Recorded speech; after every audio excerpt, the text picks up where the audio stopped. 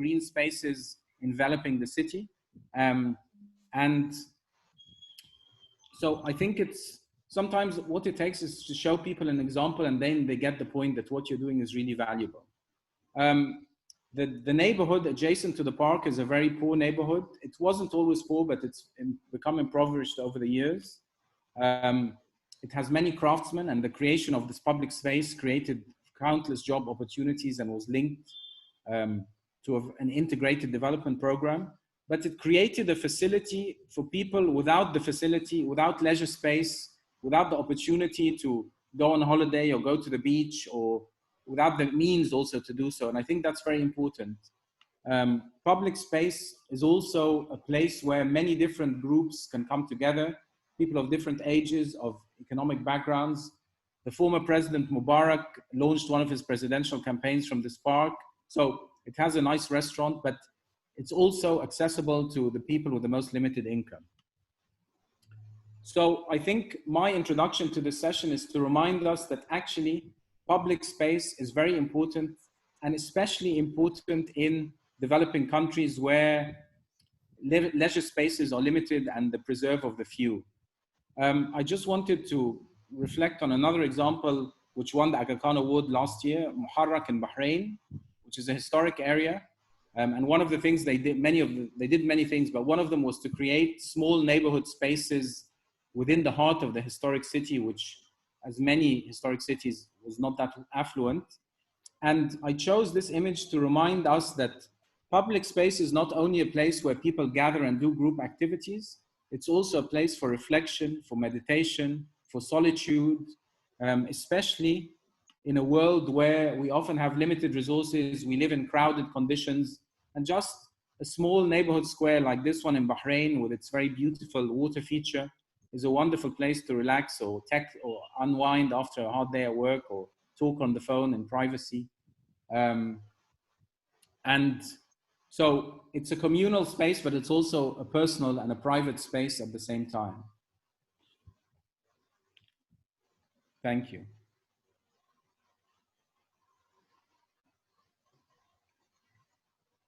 So Taima, I decided that I'll save my second bit of the presentation for your question.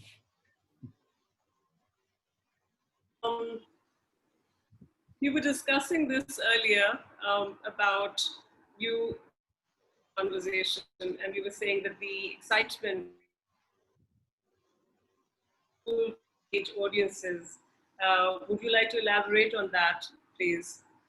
Yes, the second part of today's topic is art in public space. And one of the things that really animates public space and draws interest in it and makes people who interact with it notice it and enjoy it is temporary events, temporary installations, artistic interventions.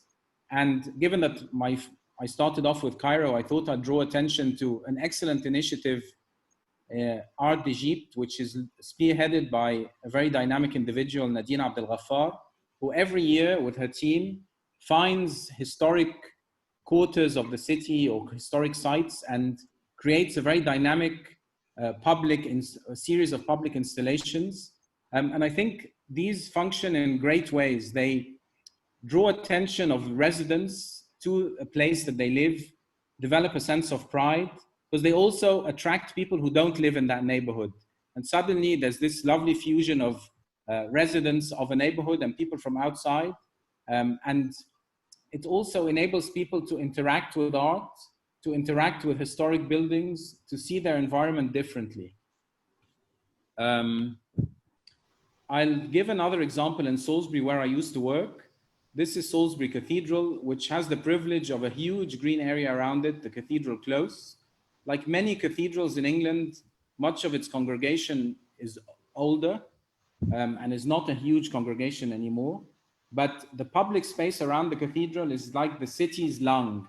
It's a very popular place for teenagers to spend time, to meet their friends, to relax. Not only teenagers, but I think one of the harder groups to engage with in general are teenagers. And so when you create exciting art and installations in public space, It's a very effective way of engaging with people that normally wouldn't engage with you. One thing that we did as part of my work there was a trail of these statues of barons. Each one was painted by a local artist, and they dotted the city, and they were really a magnet for children, and children drew their parents, and the barons have a historic link to Salisbury, but this public art was a very effective way of getting children to discover the history of their city. Also, I mean, highbrow artists might think, oh, well, how can an astronaut looking baron or baron with flowers painted on it be art? And I think one of the things I want to draw our attention to is that art does not necessarily have to be the preserve of the elite or the most successful artists in our society, but creative expression and visual expression and interventions that are temporary are an amazing way of making a city alive, of enabling us to see and to experience and to discover. And this was a very simple, I mean, it's technically simple, hanging chains of changing lights hung within the entrance of the cathedral by an artist, an art group called Squid Soup. And thousands of people came and interacted with these changing lights at night. And I mean, people of all ages. And sometimes when I showed this to my friends initially, they said, oh, what's this primitive way of doing public art? But actually, it was an extremely, extremely engaging and delightful intervention in the public realm. And I thought I'd capture this by this image of a girl jumping for joy in public space. And I think that if you can do something that makes a 10-year-old in your community jump for joy just at being there, I think that you've succeeded.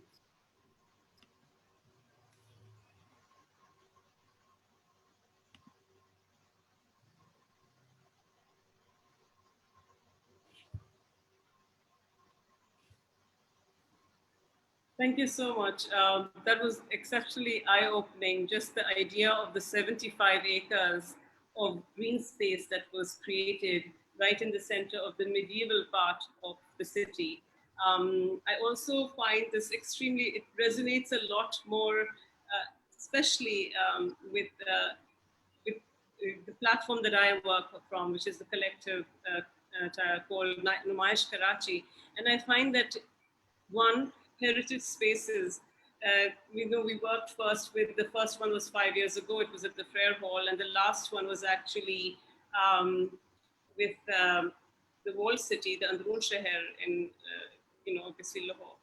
And it's so exciting to see people, and we do temporary installations, we do ephemeral installations, and they have of course, they can be 3 weeks long, they could be even 2 days long.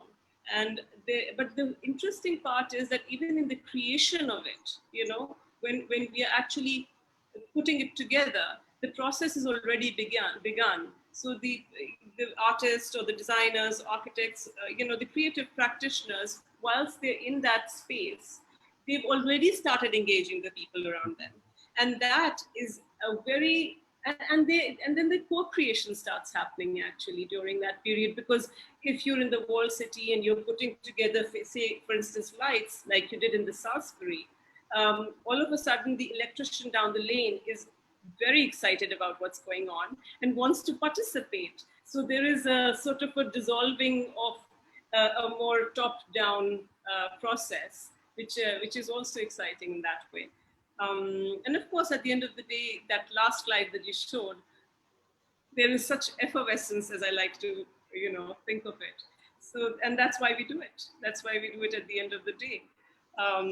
Thank you. Thanks a lot. Thank you. Coming back to you, of course. Any questions from the panelists, please?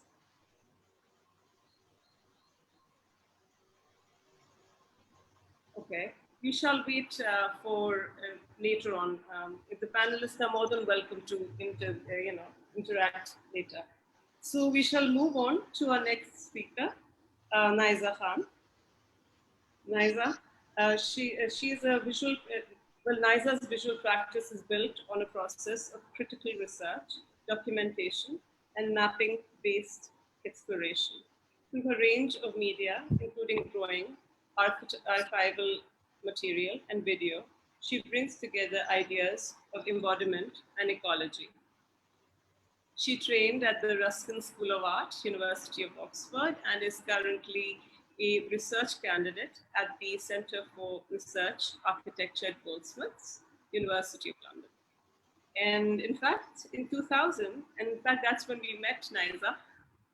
That's what she co-founded the Basal Artists Collective in Pakistan. And just last year, the major accomplishment that we are very proud of is that she represented Pakistan at inaugural Pavilion of Pakistan at the last year, the Venice Biennale. So, and of course, we must not forget that she also received the Prince Claus Award in 2013. Naiza, my question for you would be, would you like to shed light on the relationship between society and the public spaces through your artwork focusing on Karachi, please? Thank you. Thank you, Saima. Thank you, Madia and Ada, for this invitation. It's really wonderful to be amongst so many great practitioners. So yeah, I think this is such an important question of public space and how we engage society through that, especially in urban centers, because those are the spaces which are and impacted by the monsoon and the floods and evictions, and they're marked by class and issues that so outside ourselves. So this is a question that having lived in Karachi for 25 years, we kind of constantly face. In London as well gives me a great sense of understanding that these issues are not in isolation, and that ideas of eviction and gentrification are constantly polarizing the society. And you see a lot of protest and activism around those issues, which really is very visible in London at the moment. So I would also like to share my screen, and I will do that in a moment. Yeah, perhaps you can see it and let me know if this works.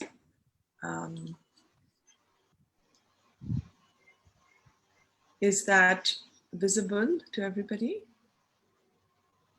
Enter full Hello? screen. Yes, it is. Okay. You need to go into enter full screen. Okay, please. all right. So is that okay? Perfect. Thank you. Yeah. So can you see only the screen, Saima? I can see the thumbnails as Okay, that's fine. That's okay. Yeah,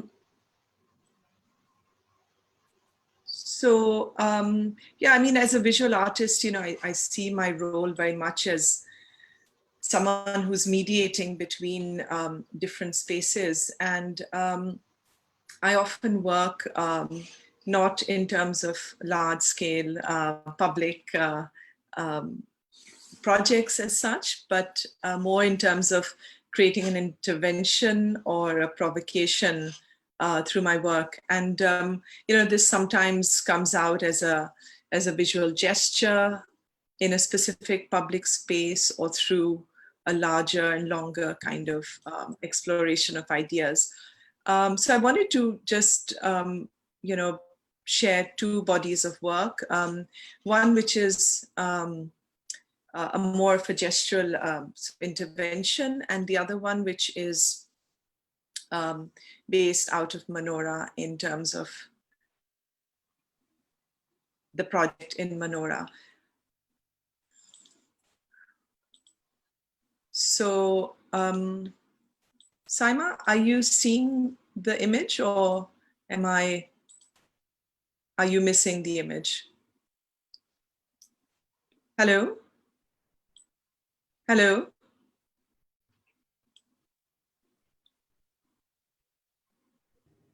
We can see the image. We can see the image, Naiza. All is good. Yeah, that's good. Okay, okay. Sorry, I'm having connectivity problems.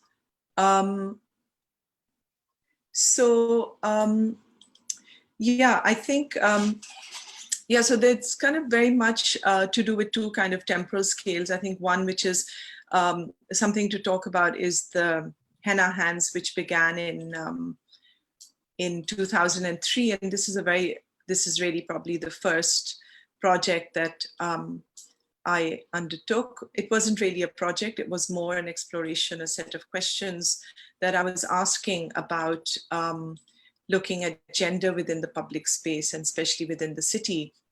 And you know, that came out through a long practice of drawing the female body. But really what I wanted to think about were questions of gender and how does the public space absorb gender. This was kind of the early 2000s, and there was a kind of I think Lali will talk about that, but there was an explosion of proliferation of posters across the city. So we constantly see the female body, you know, displayed or selling or advertising certain kinds of goods. And so this question of how does the body sit within that public space was something that I was also exploring. At the same time, you know, one of the largest evictions at that time was the Lyari Expressway construction of the early 2000s. And so I think the kind of space itself was witnessing a sense of like historic dispossession of land. And I feel, looking back at this project, there's this sense of a kind of historic memory that I think the community has. And that's something I sensed, you know, by working in the street, working to create this body of work, which was a series of henna hand prints, which were located in the railway colony in Karachi. And they were part of the public space. They got erased. They kind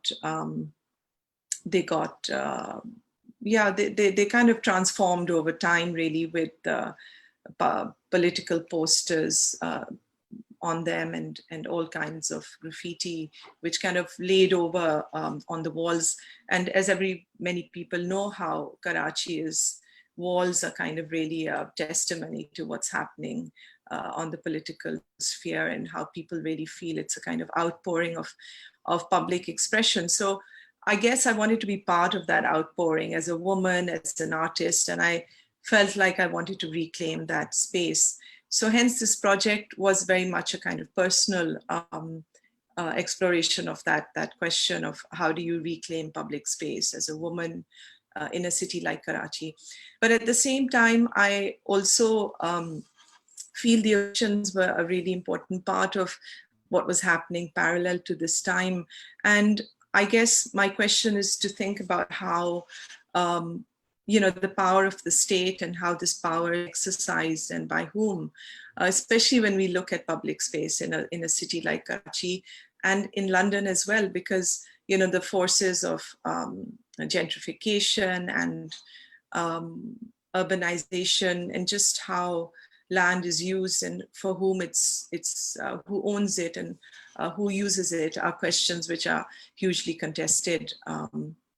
And I guess this was for me an important, in retrospect, a kind of landmark for my exploration of how I wanted to think about the city and how I wanted to really, in my work, think about public memory as a kind of, yeah, it's something to unpack, I suppose, which is really, really thinking about the relations within a community, which include gender, mobility, you know, the kind of communities that exist, like Kachi Abadis and the gated communities. So all of these were very much part of my experience as I was living through that space.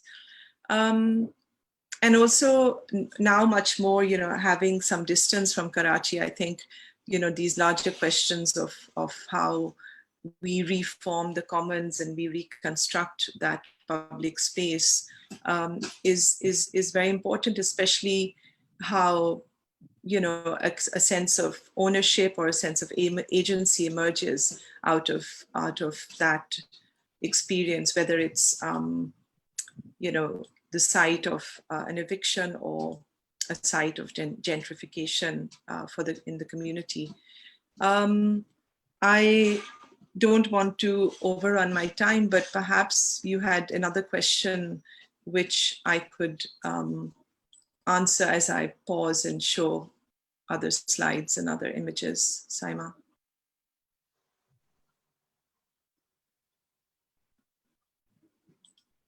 Or should I just move forward and keep talking? I think you should just move forward, and because they're both interconnected. Internet issues. Okay, Yeah. so, well, the two projects that I wanted to briefly talk about were Hannah Hands, which was really like an intervention, and the second one is the 4-channel installation that was shown at the Venice Biennale last year, and this comes out of about a decade of working in Manora Island, which is just off the coast of Karachi, and also the city itself. Both of these spaces being very generative spaces. I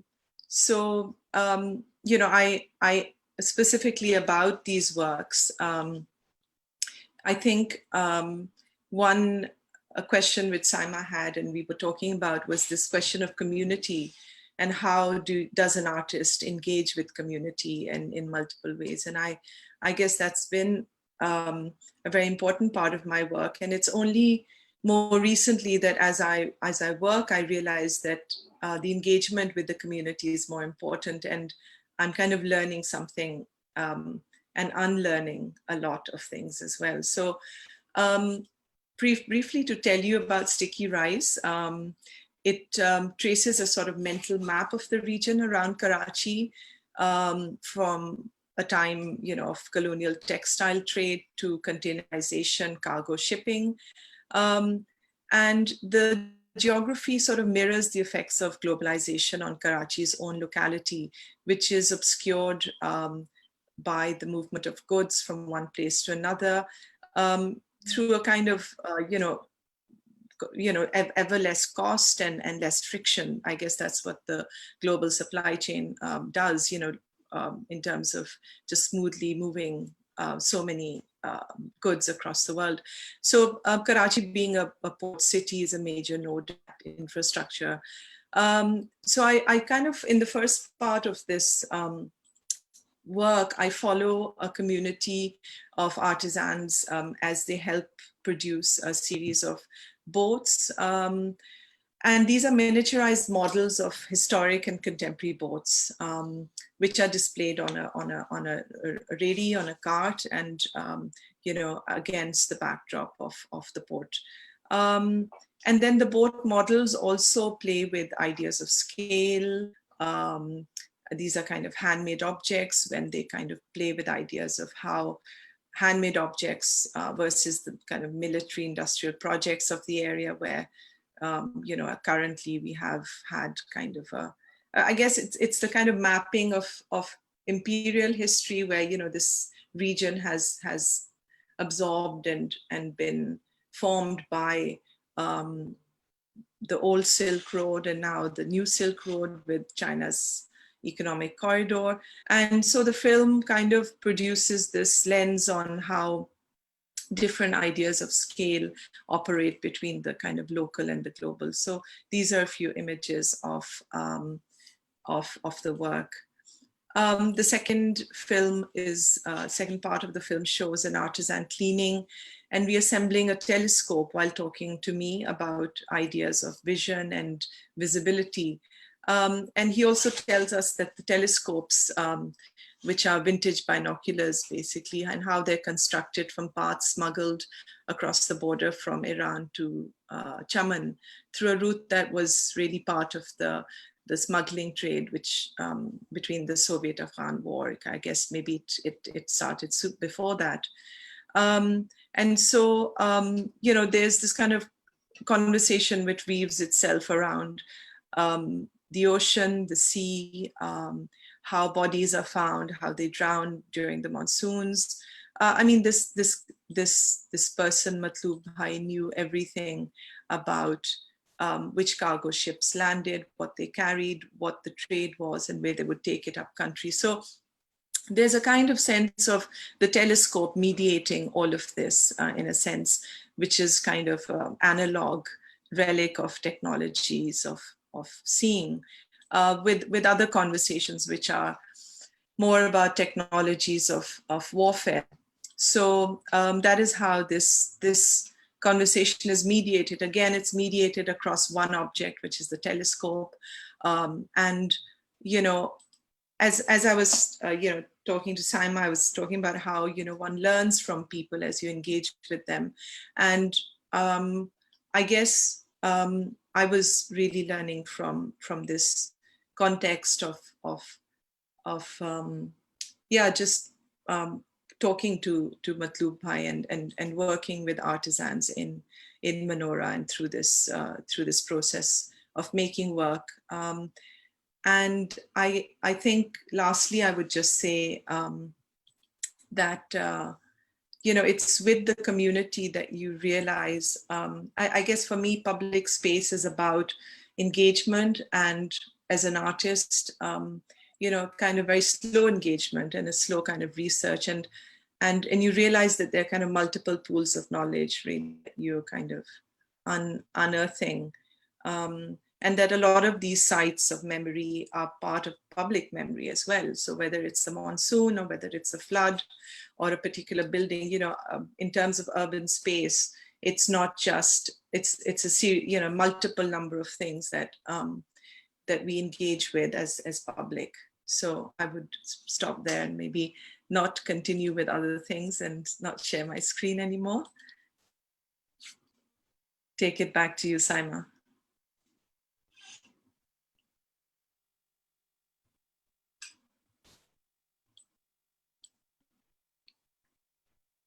I'm not sure if Saima is still there. Still there. I think we might have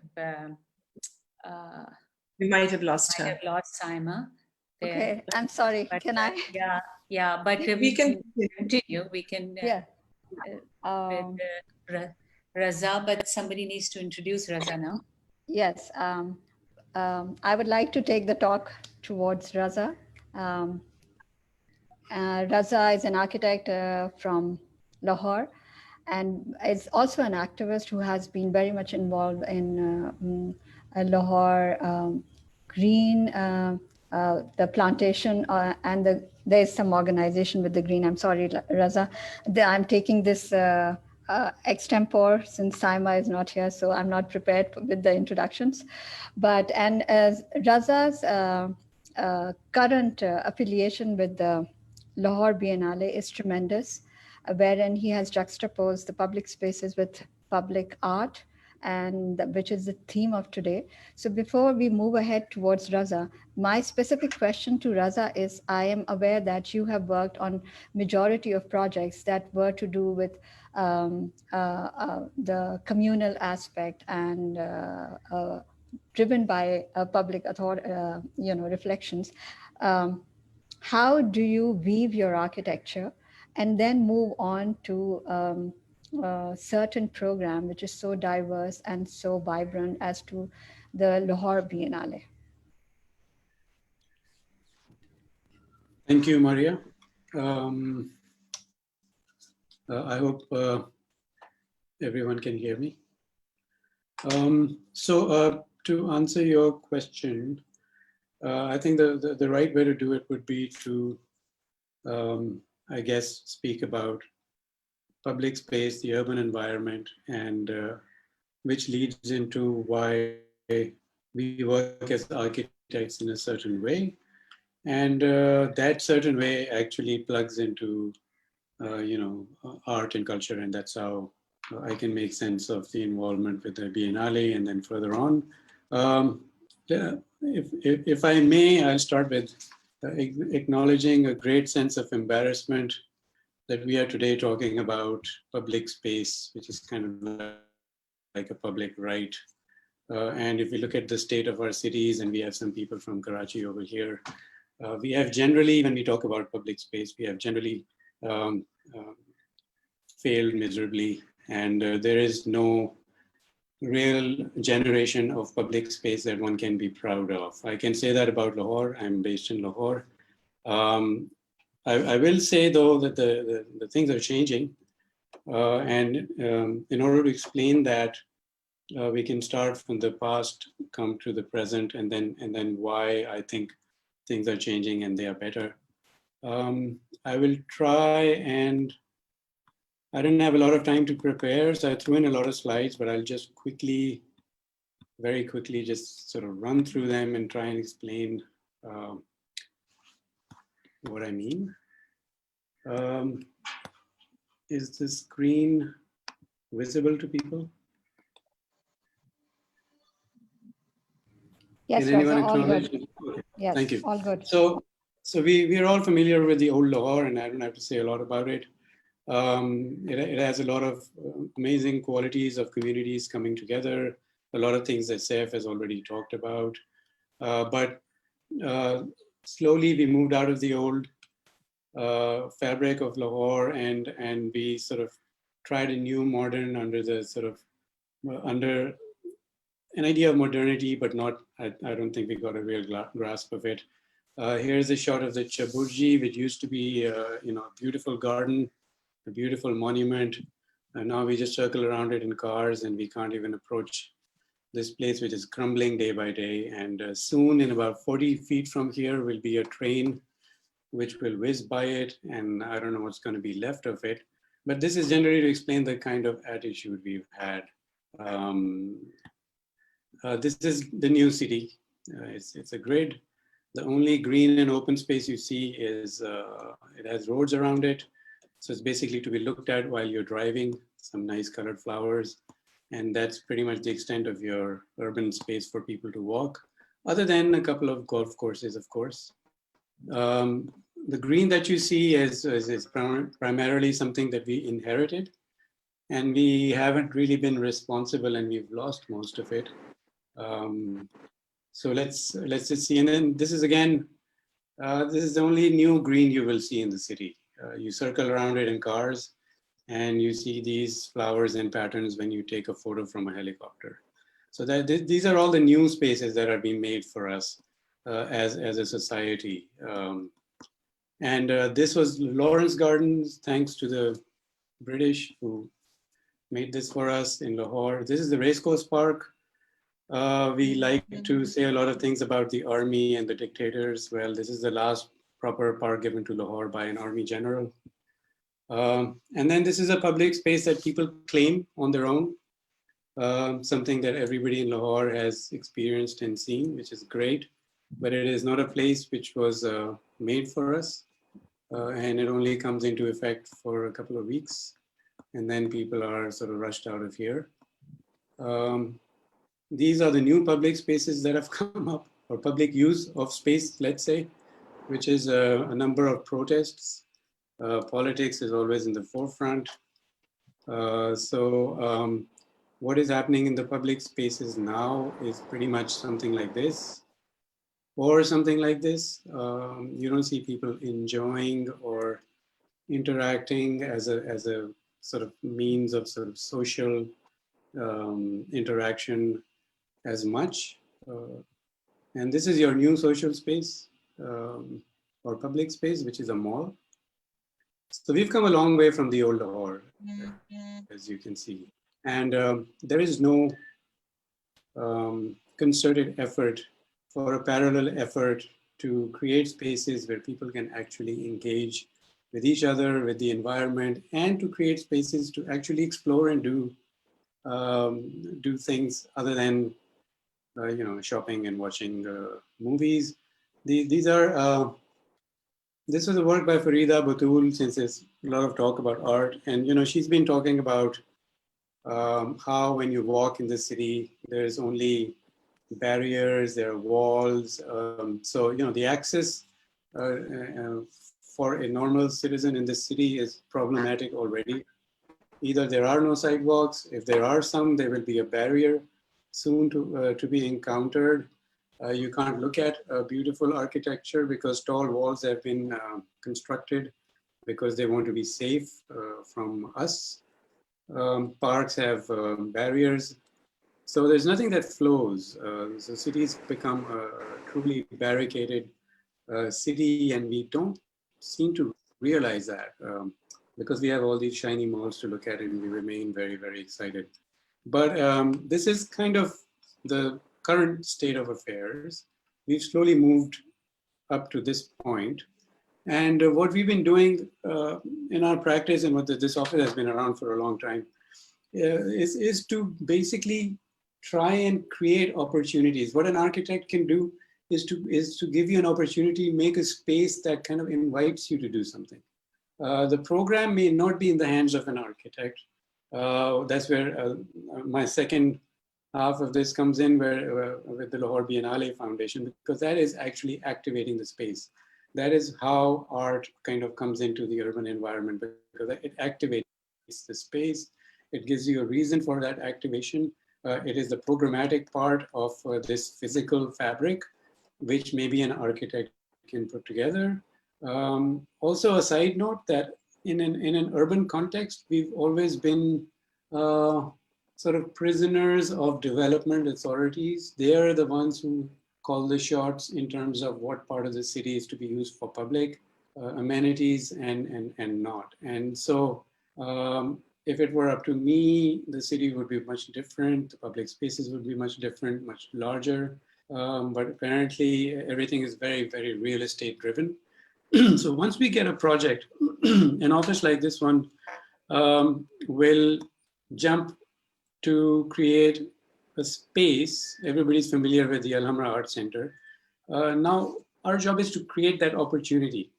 It is to sort of plan that opportunity along with the environment, the landscape, the built environment. And this really comes into effect with programming. Now this place really, it may be a nice looking building, but it really comes to life when this happens.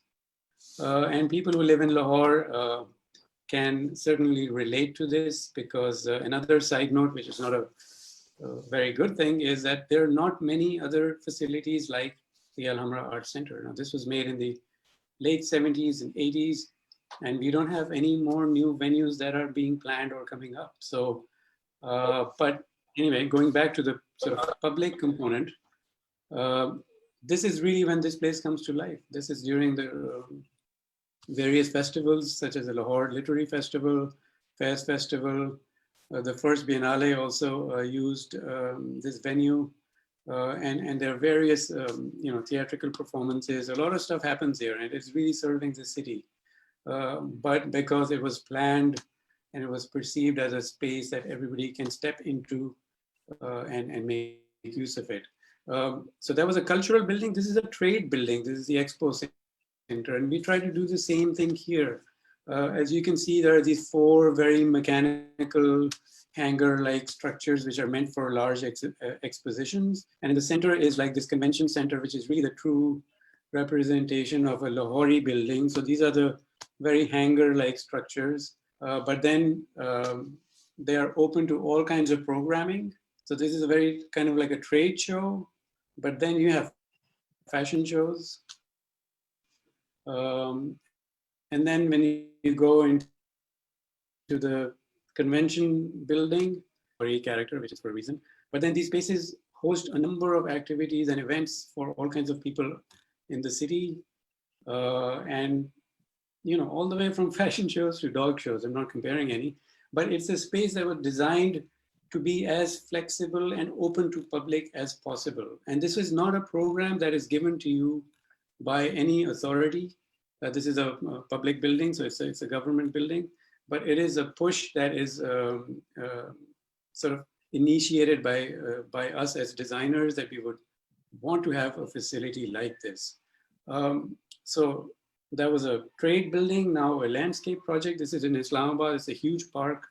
Only 2 sectors of this park, or 2 phases, have been done so far. But again, the idea was to create these spaces that would then invite different kind of programming, even if we are not in charge of the programming. So now, if there was a space like this, now it is inhabited. People come here, this is some kind of a voluntary group that does either storytelling or discussions and things like that. So, so we create all these spaces for people to come and congregate.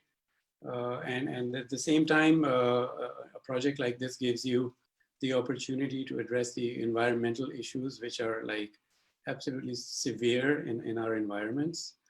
I'll go back to another cultural building. It's the Punjabi Institute of Language, Arts and Culture. It'll come back in the Biennale component, but again, and Naiza here is familiar with it. Her work was here in the previous Biennale. And again, this building is like looking at you at the thoroughfare and inviting everyone to sort of come in. There is a forecourt, there's a little sort of podium, and it beckons some kind of programming or for public to come in and have some kind of sort of interaction. So this is very important to design your buildings and your architecture in such a way that it lets people explore those spaces and give you the kind of opportunity that you will not find if it is not consciously done. This podium was really activated during this Biennale. You'll see it in some other photos later on. And a religious one, quickly, everybody knows that a mosque in this region has a building and a courtyard, but we try to do this courtyard like a little garden. So this would become like a community park so people can actually be here. And we also convinced the area development owners to acquire artifacts and open a museum on the upper level of this mosque. So you add other kind of programming. Otherwise, these places remain empty and they're an integral part of our sort of social and built fabric.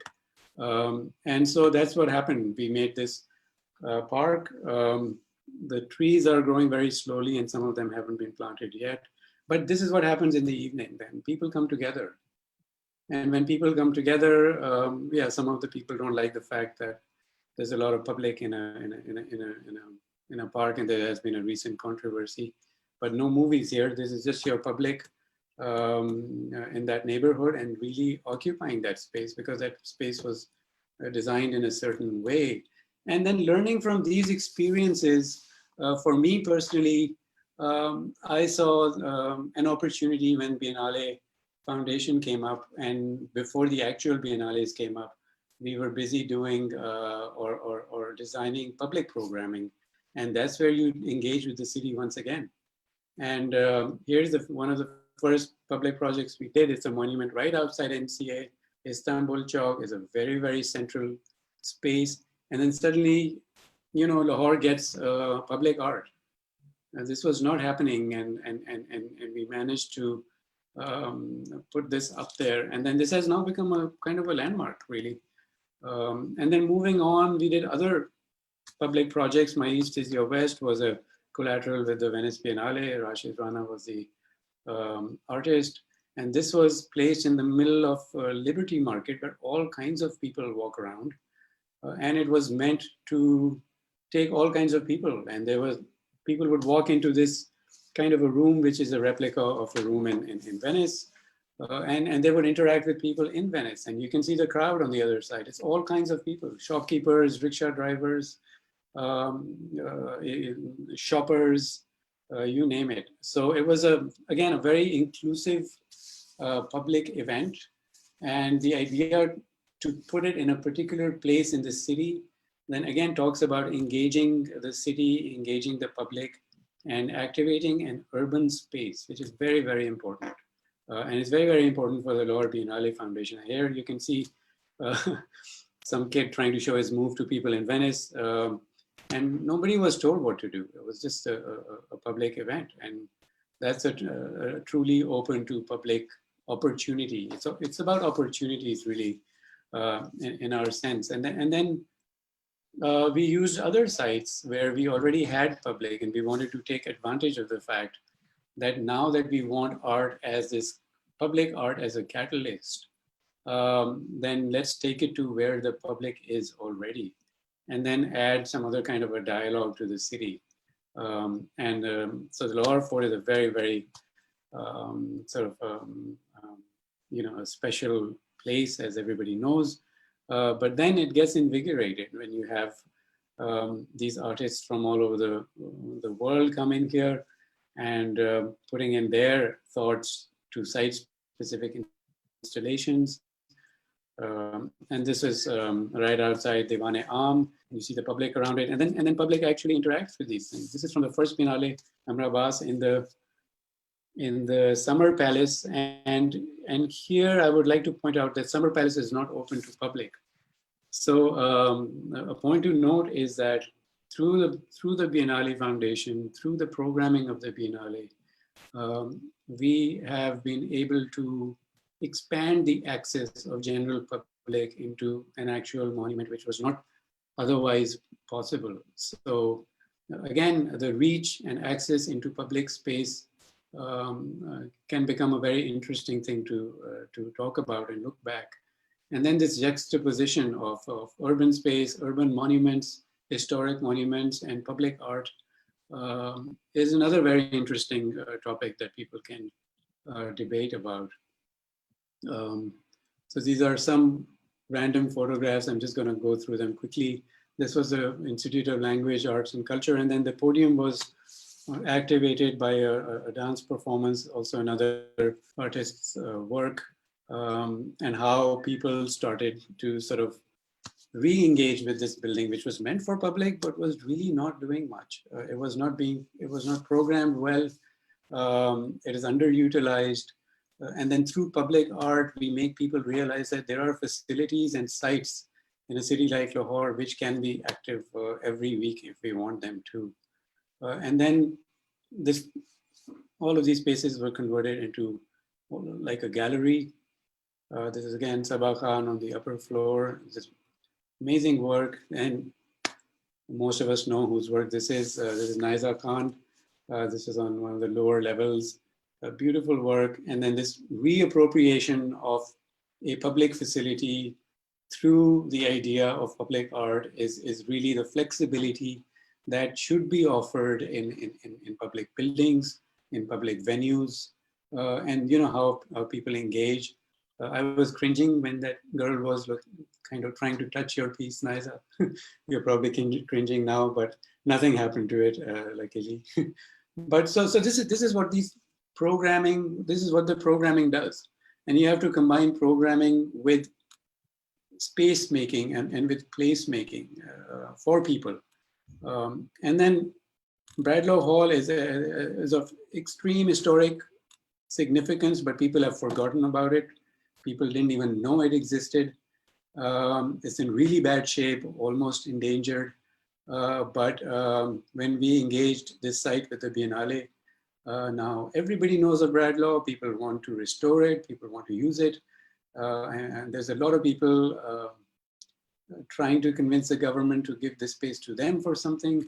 So thanks to public art, a very, very important monument has come back to life, and it will see more programming in the future, I hope, but it must be preserved and saved first. And again, you see all kinds of people, squatters.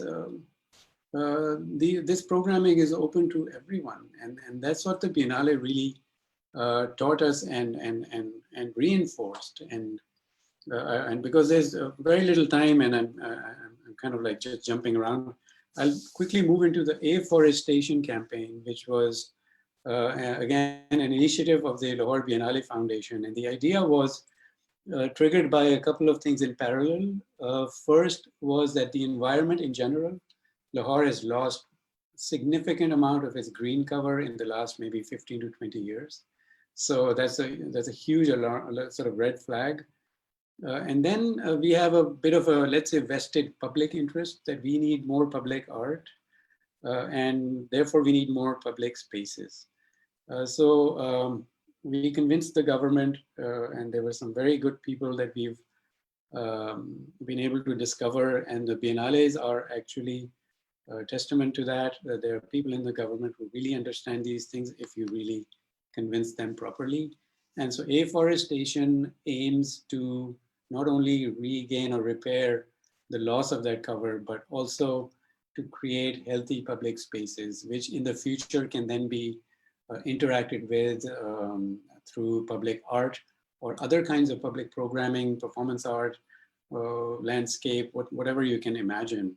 One interesting example is the Liberty Market again. We turned that entire sort of useless space in the middle of parking into an urban forest.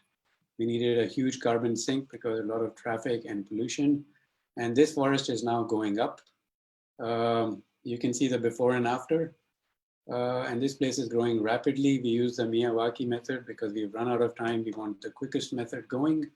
Whereas the rest of the city, what we are doing is that we have managed to convince the government, and we are now identifying the land bank, whatever the government owns. We can sort of make it secure by landscaping it, by bringing the green cover back, and by creating more public space. And that public space is now going to be a joint public space with a lot of sense of ownership, because there's people who are, this is from one of the afforestation projects. And you see how in urban spaces, people are now, people want to contribute, people want to be sponsors because the government cannot pay for these things. So we have schools as partners. So the community is engaged, and we have individuals, we have companies who want to pay for this. And therefore, end of the day, the gain would be that the city becomes green again, land is secure and safe with the government, no more Kabza groups. And we are able to produce a lot of public space, which eventually we can turn into venues. And that's another kind of placemaking, and also saving the landscape and reviving the landscape. So we thought this could be a natural parallel sort of an activity that a foundation like the Lahore Biennale Foundation can do. And you can see these things are happening on a daily basis now. And it's a voluntary effort, and everyone under the sun is invited. All kinds of organizations are partnered in, and everybody is putting in a lot of effort to do something for Lahore, which is what I was trying to say to Maria, given the flooding and everything in Karachi.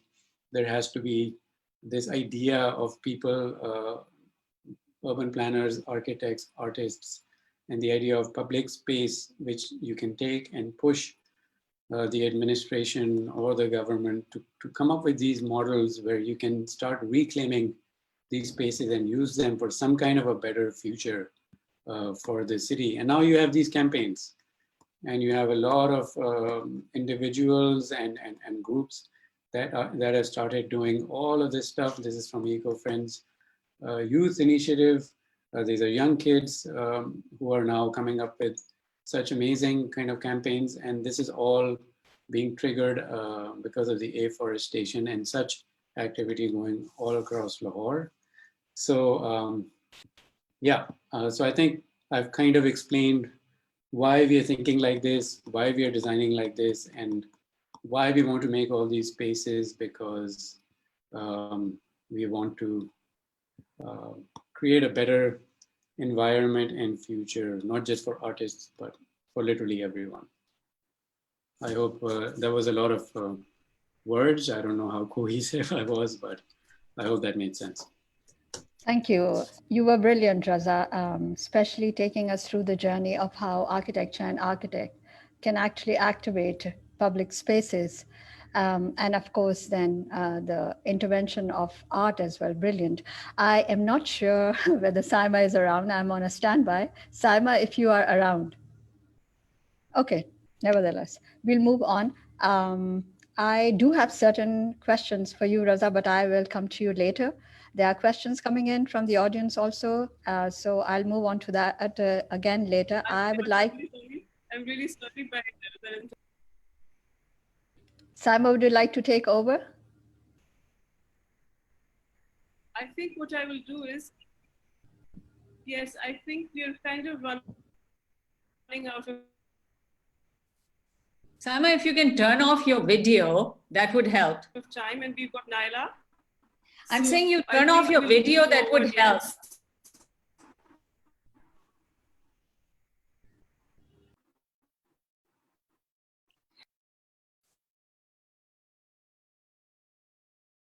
Have we lost Saima? I think so. I'm not sure. I would now move on to Naila.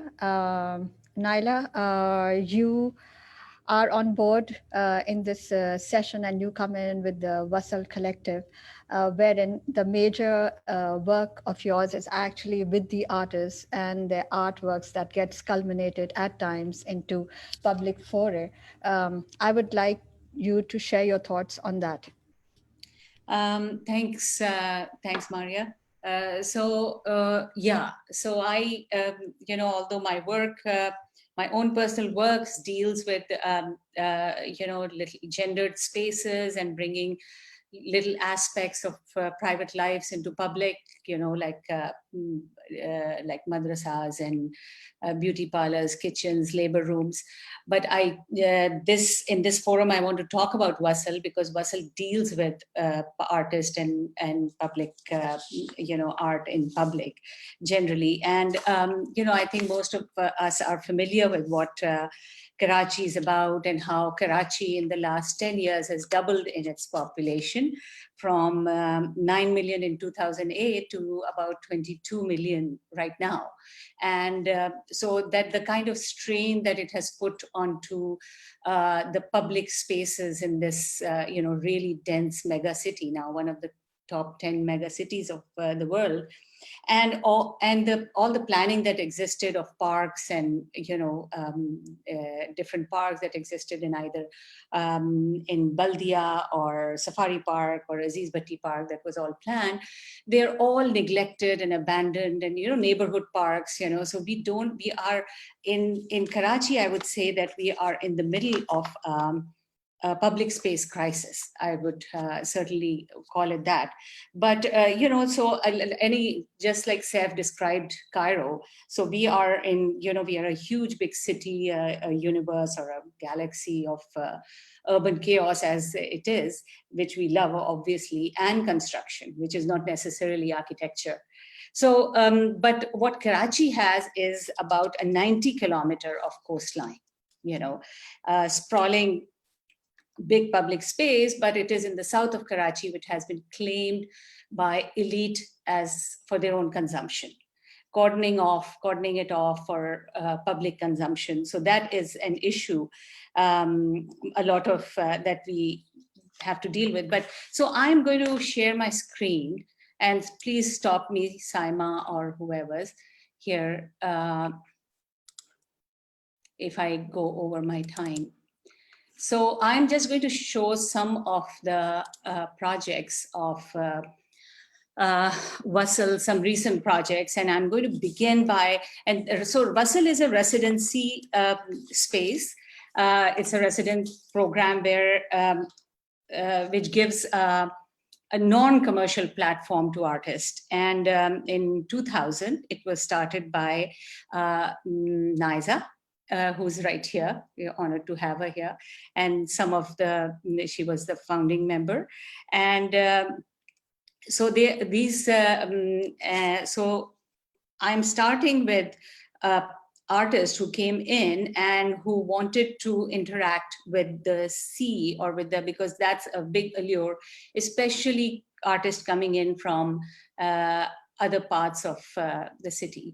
So this is Johannes Paul Reiter, who transforms himself as a swarm being. And he created a high-tech dramatized performance on the seaside, where he communicated with people with songs and Urdu quips through smartphones. So it was also a very technologically driven performance, which lasted quite a few hours, and attracted a lot of public, and involved. And through these, you could also see the fabric of the city, the texture of the city. And in the same way, there's a young, really young artist, Arsalan Nasir, who did a series of performances on the seafront. And here, I mean, he was dealing with, he would spread out these plastic fish and talk to people and who were present, and involve them in picking up the fish. So in a symbolic kind of a reckoning with the destruction of marine life and the aquatic environment. And there he is talking to the people. And this was a performance that he repeated, several performances on the sea that he repeated. And this is Natasha Josie and Mawra Rahim. And this is part of a series of public art projects called the Loudspeaker, with various artists and collaborations with various organizations.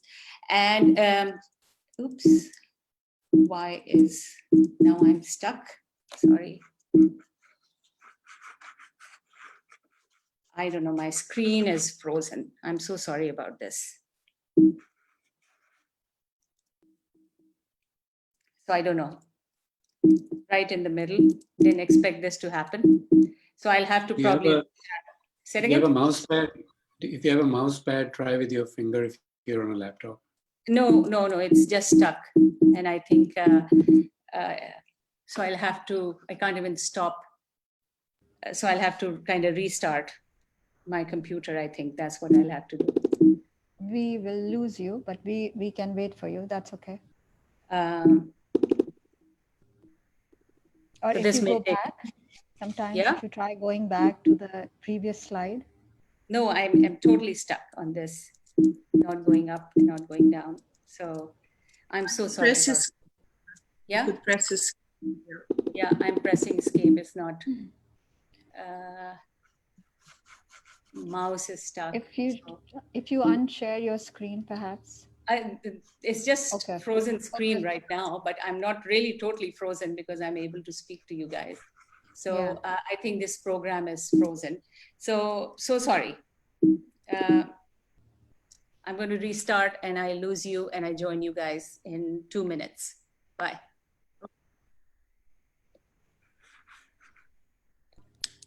I have a question here. I think this would be ideal to place the question since the speakers have spoken. So this particular question can go to both Raza and Saif. So somebody here is asking, somebody does have a name, is Dua Khan. She says, isn't protest also a very important and legitimate public expression? The works that you show is conducive to that? Is there a thought behind that? And this is the norm of today. So would any one of you like to address that? Can I go first? Sure, absolutely. So, so I'm actually in some ways presenting my work as a protest too, and there's nothing wrong with the protest. It wasn't. The idea of showing those slides wasn't that there's something wrong with it. The idea was to show that there is an absence of all the other things that are also supposed to happen in an urban environment, because that's not the only thing that should be most recurring space. And the idea of showing these things was not that these things don't exist. We still have public spaces because they've always been around. The idea is that as the city grows, and if it has grown tenfold, where is the effort to also increase the public space for them for a purpose, right? Charing Cross was there since God knows when, but there's no new space for a purpose, for a healthy social sort of exchange. That was the idea behind showing the protest photographs, not that there's something wrong with the protest. Saif, would you like to add, since your work has also been in conjunction with communal development, communal voices?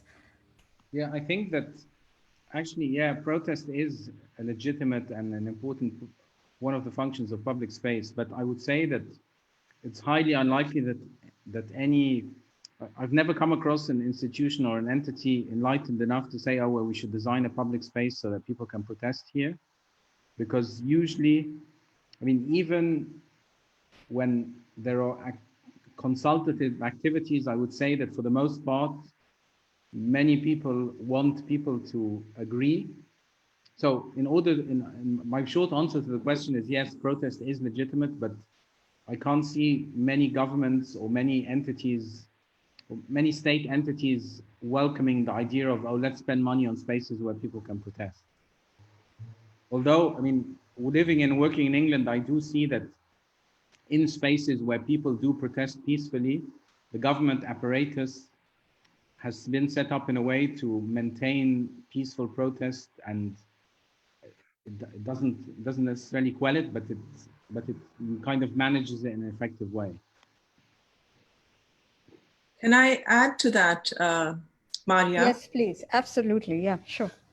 I think it's a really interesting question and very legitimate for cities like Karachi, London, and Cairo. And I think it's, you know, it's an expression of reclaiming a space by public that doesn't feel it has ownership. So it's actually a kind of result of the lack of the green spaces or the lack of a commons where people can come out and find some respite from their lives. So I mean, so it's a kind of reaction to really the kind of the way that state controls space, land use, cities, you know, real estate, and I think it's as I've said, you don't find spaces being made for public protests; they're just taken over.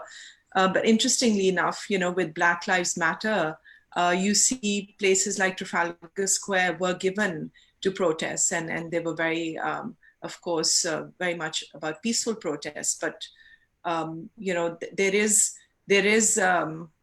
the opportunity to give public space to vent their grievances, and that is also a very important part of how you know, that distribution happens.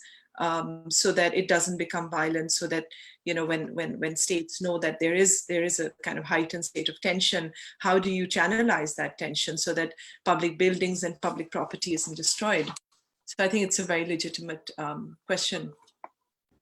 Agreed. All art endeavors, be in whichever medium, narratives or performances, are some kind of a voice.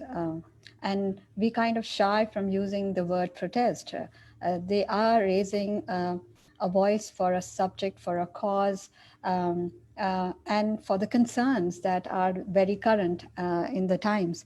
And in architecture, urban landscape, public spaces are vessels that actually hold that voice. I would like to go back to Naila, since Wasl Collective is actually the work of all of those artists, you know, who are meaning, who are working towards saying something. So back to you, Naila. Yeah, thanks. Hope it works this time. So, so can you enable my screen sharing, please?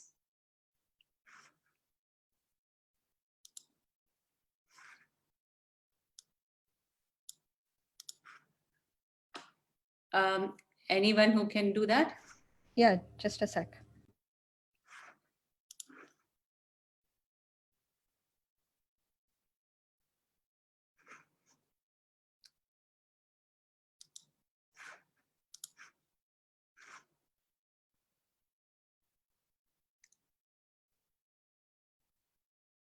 Okay, somebody guide me through this. I'm sorry. You just have to make me the host.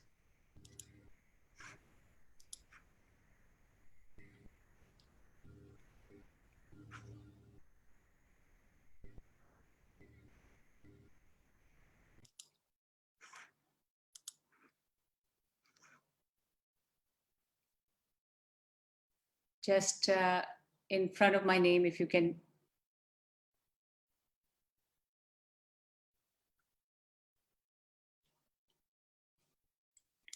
Lali, I've done it, I think. Done it? Okay.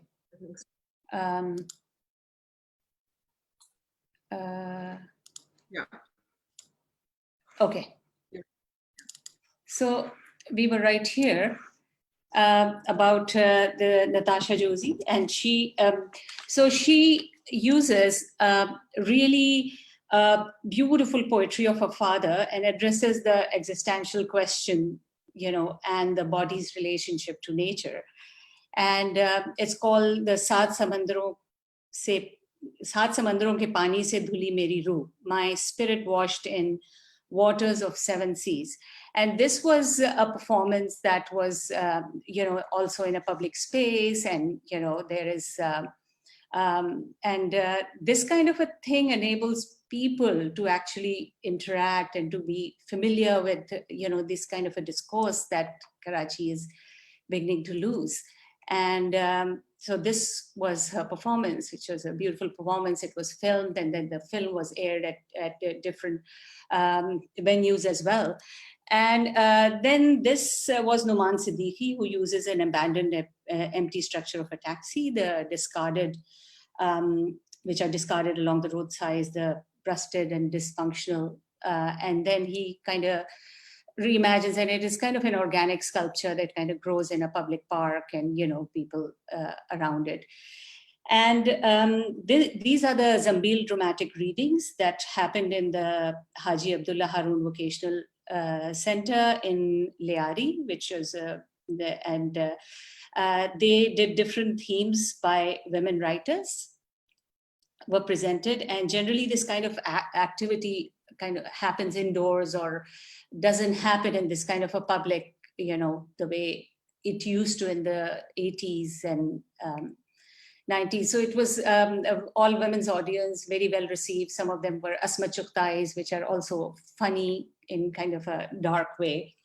And then this was a film that was commissioned, which was a film on Hazaras, which was done by Sibte Hasan Azad, who himself is a Hazara kid, a filmmaker. And this was also filmed in different public locations. This was also aired. And this is the Hazara community in Quetta is a persecuted community. I think I have, there is something wrong. I keep losing this. So I don't think I can continue this because I think this is the keynote, which is not interacting well with the Zoom. This is Keynote, which is unable to interact. So I'm so sorry. We should have tested Keynote on this. Anyway, so I can just talk about it, although the visuals were very pretty. And and then there was Miro Kramer, who is an artist from Germany, in the Court of Desires, which was a project that was based on the Baldia factory fire of 2012. Where over 260 people were burnt alive in a garment factory in Karachi. It was a really big event in the big industrial accident I would say, in the world. So the Baldia factory supplied garments, mainly jeans, especially to Germany. And we made flags. These flags were made by Pakistani and then German students and artists that commemorated the victims of the fire. And it was shown in Empress Markets and various different locations in Karachi and in Germany as well. And then, I mean, I don't know if I should continue, because unless without visuals, it doesn't make sense. The one really significant project was the Walls of Peace, which was an initiative of IIM Karachi, for which Wassal conceptualized, designed, and implemented a total of 285 walls that were painted and stenciled across the city by painters, artisans, and artists. And these are the walls, the city walls are a phenomena, because they are covered in a lot of hate graffiti as well. And so this was just not a beautification project, but it created different kind of dynamics and dialogues within the city. Okay, so I cannot stop sharing the screen, so I'll have to just kind of log out again, Oh, there it is. Oh, it's working. I'm so sorry. I don't know what happened. So these are the Hazara, from the Hazara film. These are visuals from the Hazara film, which was a very moving history of the Hazara community. And this is what I talked about, the Miro Kramer, who did these flags. And these are the flags that were all stretched across Empress Market, the length of Empress Market. And it started a debate about fires, about labor, and about the safety and security of labor within. This was done between two graveyards, so, you know, it was also symbolic of death. This is the project by Afghani, a very young Afghani artist, and the installation highlighting disparities and class priorities, and it was also done in a public park. And then this is another Afghani artist who came together, who used kites as playful forms of public communication, and a lot of kids were very attracted to this, and they participated with band-aids and other little elements to create personal and visual messages. And Maurizio Bashero, he's an Italian artist who works with World Wildlife Foundation, and he collaborated with local artists and created a mural at the airport depicting endangered species, Pakistani endangered species. And this is a graffiti artist, Sebastian Schmidt from Germany, and the first visiting graffiti artist in Pakistan who worked with local artists and introduced the art to them, to a lot of to some truck artists, and created a mural again at the airport. And the two sensibilities kind of combined together to create this long mural, you know. And of course, the whole technique and how it's done, that was also very fascinating, because we don't, our kind of graffiti is sort of borderline vandalism. So this is was a different. Peter Iverson, who was, Peter Iverson was artist in residence for Wasil Gasworks International Fellowship Program for last year. And he created a lot of sculptures in really remote areas of Karachi, in which these sculptures were repurposed right away by local residents, and that was part of his statements, you know. This is Dr. Carolyn Turbin.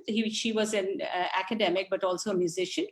So she was inspired by her memories of playing violin in the streets of Paris, and she wanted to interact with people and of Karachi, and wanted to see how, you know, this was done. So various locations that she went to, and did a whole performance, impromptu performance in public. And of course, then, you know, she made art on it, and she did a little publication on it, on her. And of course, the sea always is the recurring theme in there. And then she also played in a church in Korangi with the musicians, and a formal, you know, collaborated with formal musicians, and had a concert as well, and taught at Napa for a while as well. And these are our real estate, commercial real estate walls of Karachi that you see, for those of you who are not from Karachi, you know, that are really unique, you know, and a lot can be said about it. But just talking about the piece, the Walls of Peace, that the project that was initiated, and this is the area around St. Joseph's and then St. Patrick's Cathedral, and all these walls, which were transformed. And since this area is kind of nestled between quite a few schools, the alphabets were taken up, and which depicted different monuments of Karachi, or different icons of Karachi. And you know, this was very well received by kids and public. And this mural happened at Karachi, the camp station. And it took images, actually took images of the vendors all around, and replicated that. And of course, themes of preservation and environment, and celebrating women at Karachi Press Club, which was later vandalized. But that's also Karachi, where things appear, reappear, disappear, you know, constantly on these walls. And different artists, you know, different genres expressed their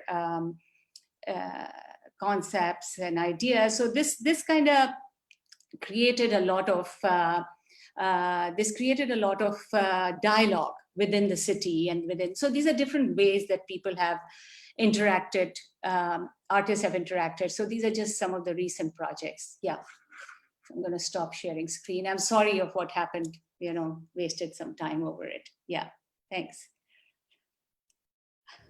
Thank you, Naila. That was brilliant, worth waiting for. From that alone, I have tremendous questions, but there are other questions coming in as well.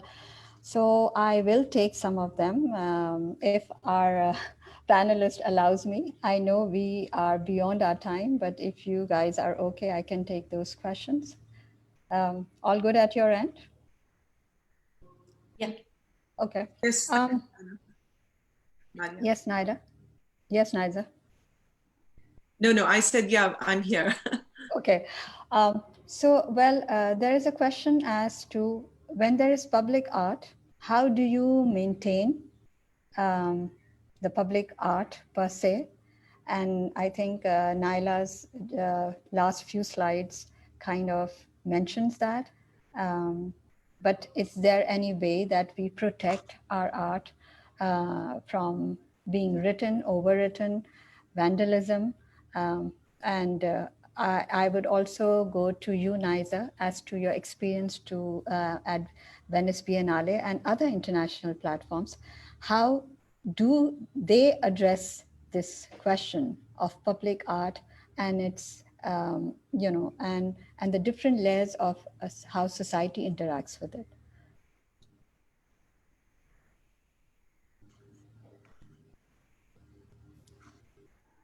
Anybody who would like to answer? Well, yeah, Naiza, you. Yeah, sure. I mean, I think Saif and Raza and yourself have very important things to say. I would just say that,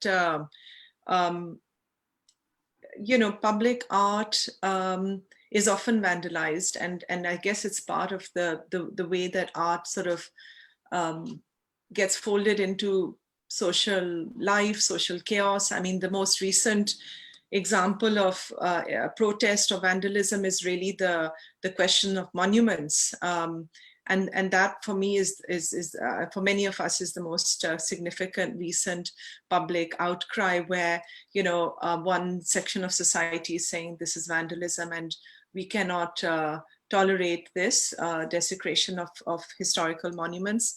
And on the other side, there's a public sentiment which is trying to raise awareness about, what did these public figures represent? So, I mean, it's a really interesting question, because in terms of a historical public art space, confronting contemporary issues, questions, contemporary society, and what is being debated in society. I mean, that's a really, really kind of powerful and strong example for me of, public art made at a certain time for a certain purpose, and how is it relevant? I mean, I think my view is that these, in even contemporary public art, I think you can't sort of protect it really. I mean, it takes time and public issues take over, just like the walls in Karachi. I mean, my experience of just doing the henna hands, let's say, on the walls was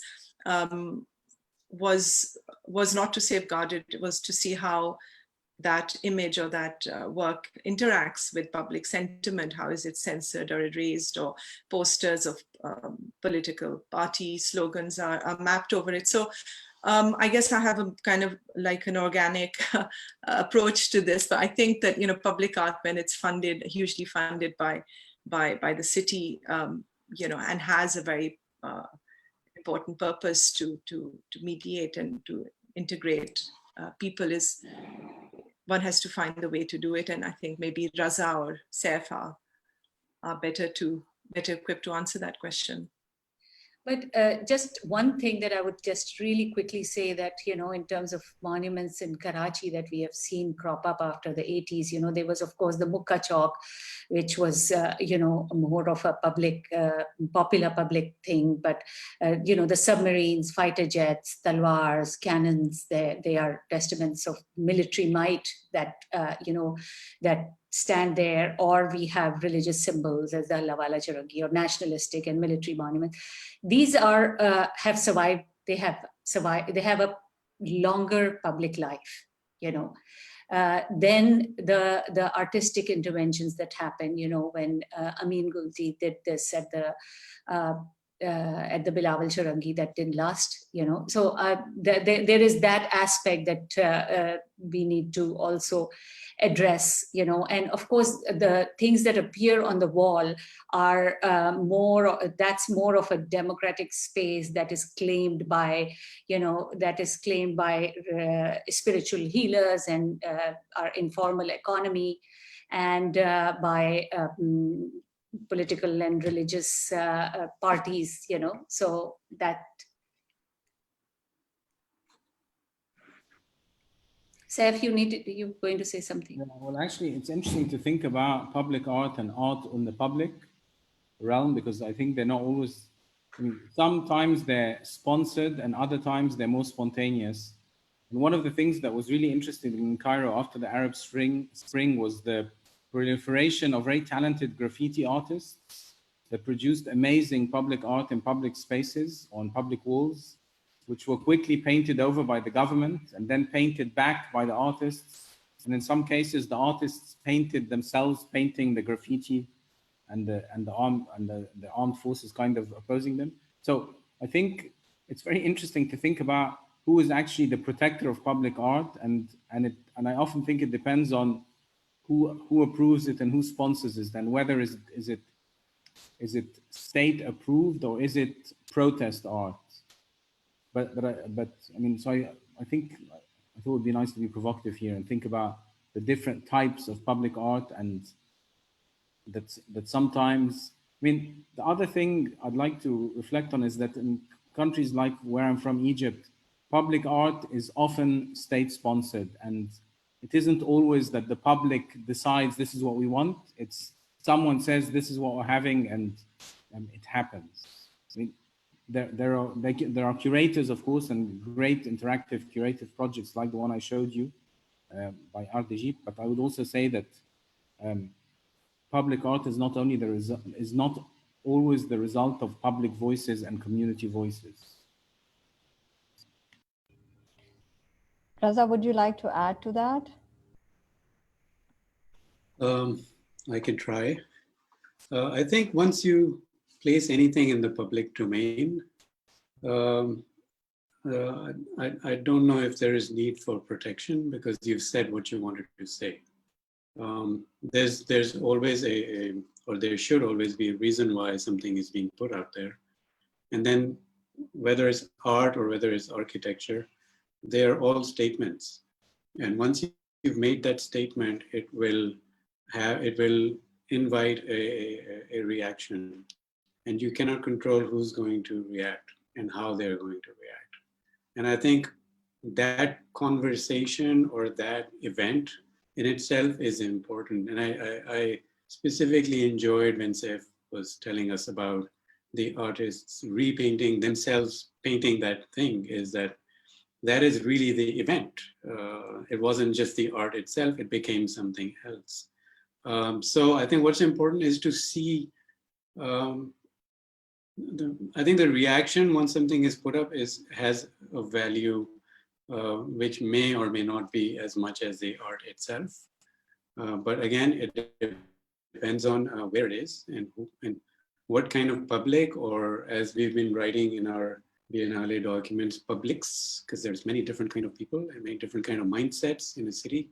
And their perception is something that you cannot kind of assess under one umbrella. So I think it's exciting to see what happens. I mean, entire buildings become something else after a few years. People do things to them, even if people who own them. So I think once you put it out there, you've said what you wanted to say. And I think the rest is just something to learn from. Aptly said, Raza. I have another question that takes us back to public spaces. So as you had mentioned in your presentation, the densification of the cities, be it Lahore, Karachi, Cairo, London, whatever it is that we're talking about, how do we integrate public spaces in such densification? How do we actually plan out projects that are of public domain and of public art that we have all been talking about since the last hour or so? Can go back to you on this one, Raza. If I understood your question correctly, then you're talking about a future action, right? Or Yes. Because of the void of public spaces. Yeah, but future action is very easy because it's a blank slate. You have to plan something, and of course you can plan what you wish you want to do. That I don't see any complication in there. If I think I have to or you have to design a certain part of town, certain area, whatever the programming is, and if you have, let's say, if you've been given the space to propose what you think is right, then I don't see any real challenge in there. And that's the point I was trying to make, that in our work, we yearn to sort of be able to serve the public because we think that's how a city becomes a real city. And that's why we want to create these spaces that kind of call out to the public. The denser, the better. I mean, if you look at, I know Karachi is very dense. I don't know the specifics about Karachi as much, but in Lahore, literally, if I were to simplify the proportion, about 80% of people in Lahore live on 20% of the land. And 20% of people live on 80% of the land. Now, can we make that dense? Can we go back to it and revisit it? Probably not, because those 20% have all the money and they won't let you come near them. But there are other ways of intervening and also revisiting spaces. And that's what, if you go back to what I was trying to explain through the Biennale and through public art, was to revive the idea of spaces and to revive the perception of spaces that used to be healthy, usable, social spaces that kind of fizzled away, are now being looked at again. And there are many gaps in a city. And that's what afforestation is doing. There are so many gaps which are meaningless and which are not serving anyone. So a better way to look into it would be, or more challenging thing to look at would be, that in an existing city, where are the opportunities where you can go back in there and see if you can create some kind of interest all over again. In terms of a new exercise, I think we have all kinds of examples and models in terms of how to integrate everything. And I don't see that as much of a challenge, really. Saif, would you like to add on to this? Only to agree, and I think it's basically the will to see, and seeing public space is important is the key aspect of making it a reality, is to believe. And actually, I think that at a time like this, when our whole world has been turned topsy-turvy and we've been restricted in movement and all of that, I think it's a good moment to reflect on what do we want our cities to be like. And hopefully public space will be an ever prominent and more important part of that debate and that discussion.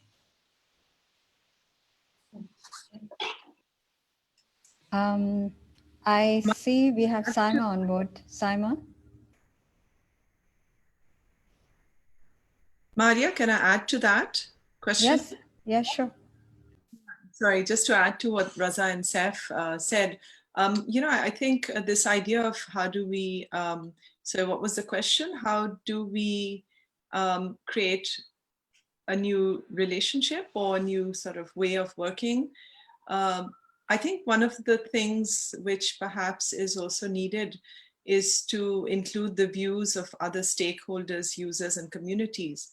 Mm-hmm. And I think something that often is not considered, you know, when public art or public monuments or roundabouts are being considered, that what does the community feel about it? What do they want? What does that mohalla feel? So it's kind of important to take that into consideration. Who are the stakeholders and who is making the decision? I think even if it's a private project, which is not using public funds, you know, there has sensitivity of social outreach. It has to be a contract, you know, psychosocial contract between, you know, the architect, the funder, and the community or the mohalla. Yeah, I agree to that. I mean, it's a whole group of people and initiatives and organizations that actually come together for public spaces and public art initiatives. There is a question which I truly do not understand, but I think Irfan Ahmed is asking about how, if you folks can shed light on cultural funds one can apply to fund public art initiatives, primarily because I think there have been initiatives such as Lahore Biennale or Venice Biennale, and how to work out the collaboration. I mean, that's what I understand, if you would like to answer to that.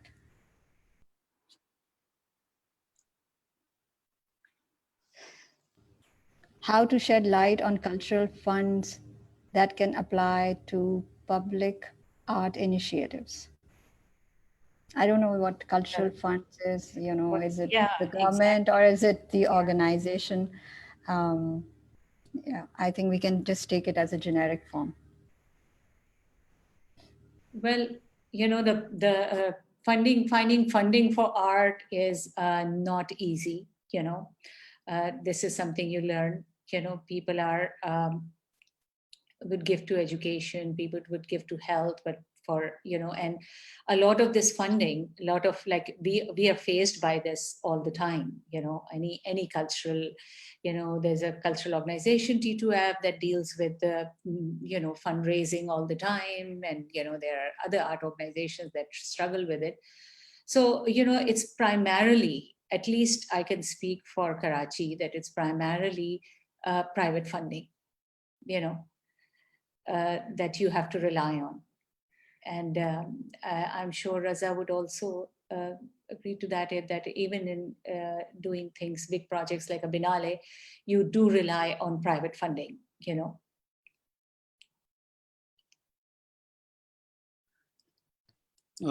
If I may jump in, we did rely on private funding. That's how we started. But I think in Lahore, we have been able to create this sort of mutual trust between us and the administration. And you know, they have really supported in terms of not just the logistics, but also they've been very helpful in terms of funding also this time around as well. So I think the thing to learn from all this is, and you know, how I started, when I started talking about the sort of past, present, and the future, I see the future being much better because there is an acknowledgement that these events are good for us, because we are sort of starved for public programming all over the city. Other than our spiritual, you know, one urs here and one urs there, there was hardly any public programming. And now Lahore is seeing literature festivals, the Biennale, you know, and all this stuff. And so the government has realized that people are very happy about this. It becomes a healthy city. It's a no-brainer. And the government usually has money to allocate for such things. It's just that it's a matter of trust and having the right people in the government at the right time. And we've done a Biennale in the previous government, and we've done a Biennale in this current government. And both times we were able to, you know, I don't do the everyday running of the Biennale. You guys know Kutia who does, but she was able to convince them that this is good for the entire city, and they are convinced. We've done 2 of them now, and all it did was give us so much visibility and respect. So I think we are used to thinking that things don't work out like this, but I think it's a matter of kind of planning your journey, how at least we started with these smaller public art projects to create a relationship. And we're trying to do the same on the other side of things through architecture, which is way more difficult because architecture is more permanent and, you know, there's other issues and infrastructure involved.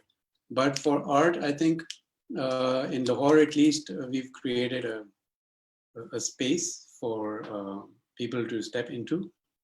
And I think other artists can see that as well. And I think that is a commendable thing in terms of how the government has kind of supported this idea.